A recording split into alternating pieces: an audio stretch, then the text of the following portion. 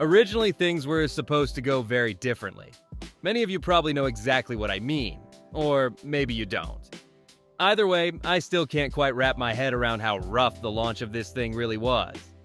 That Retroid released one of the most exciting handhelds of the year is beyond dispute.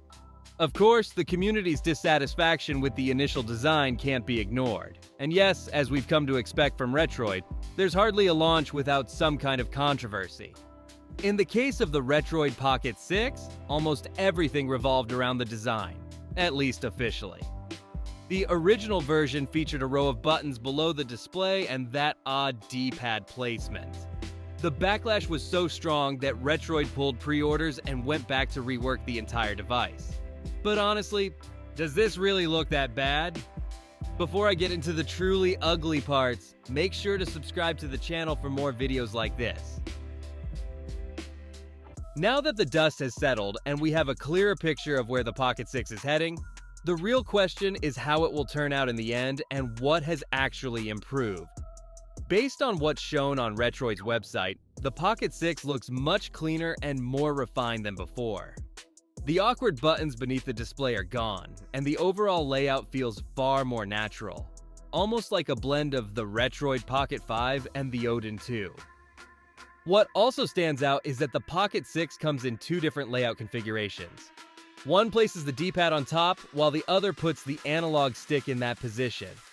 Essentially, you're choosing between an Xbox-style layout or a PlayStation-style layout, depending on what feels more natural to you. As far as I know, this is the first time a retro handheld brand has offered this kind of choice, but if I'm wrong, feel free to correct me in the comments. The chassis still carries that subtle, retro-inspired look Retroid is known for, but this time with smoother edges and a more modern overall finish. To me, it feels similar to what the Pocket 3 Plus was compared to the Pocket 2, a more polished and practical evolution of the previous model. Some people might be disappointed that it still closely resembles the Pocket 5, but honestly, that's a proven formula. Retroid didn't need to reinvent anything here. They simply refined what was already working.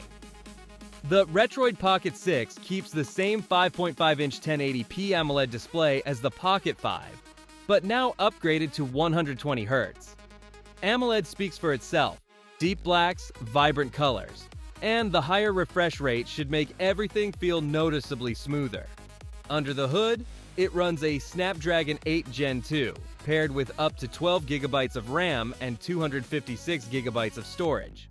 That's more than enough for PS2, GameCube, some Switch emulation, and even demanding Android games, with extra headroom for lightweight Windows titles via GameHub or WinLater. On top of that, you get Wi-Fi 7, Bluetooth 5.3, and a 6,000 mAh battery for a solid balance of power and efficiency. Software-wise, it remains Android-based with the familiar launcher. There's no official Linux confirmation yet, but given Retroid's past support, having that option again would make a lot of sense. Honestly, this is one of the most exciting handhelds I've seen in a long time. So I'm naturally very excited about the Pocket 6. It feels like a genuine upgrade without trying to force unnecessary changes. At least on paper, the improvements over the Pocket 5 are exactly where they should be. When you put the Pocket 6 next to the Pocket 5, the higher price feels more like a value upgrade than a simple price hike.